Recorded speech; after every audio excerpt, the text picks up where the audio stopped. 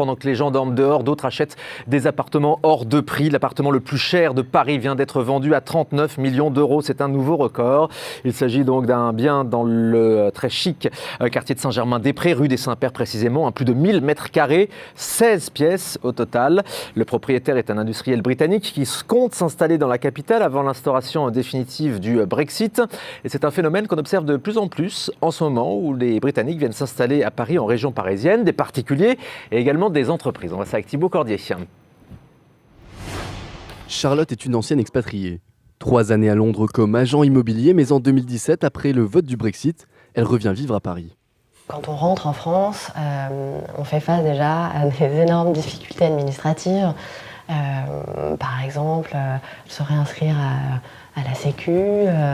Une expérience du retour en France que Charlotte décide de mettre au service des étrangers.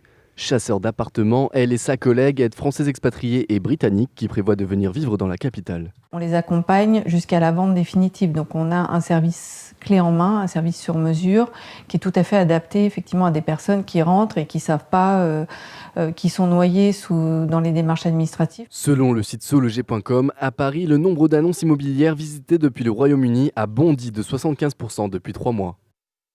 Où est-ce qu'on en est sur l'entreprise britannique ? Une hausse des demandes britanniques auxquelles cette agence fait aussi face. Spécialisée dans l'attractivité des entreprises étrangères dans la capitale, ce sont aujourd'hui 190 compagnies d'outre-Manche qu'il faut disséminer. Les entreprises qui se relocalisent dans le cadre du Brexit, c'est beaucoup sur le secteur financier. Pour beaucoup, on est dans le triangle d'or, dans le 8e arrondissement, sur la Défense, plus largement dans Paris, parfois sur quelques communes périphériques, que ce soit ici les Moulineaux, le Valois. Avec ces entreprises, au moins 8000 employés britanniques devraient s'installer en Île-de-France après le 29 mars prochain.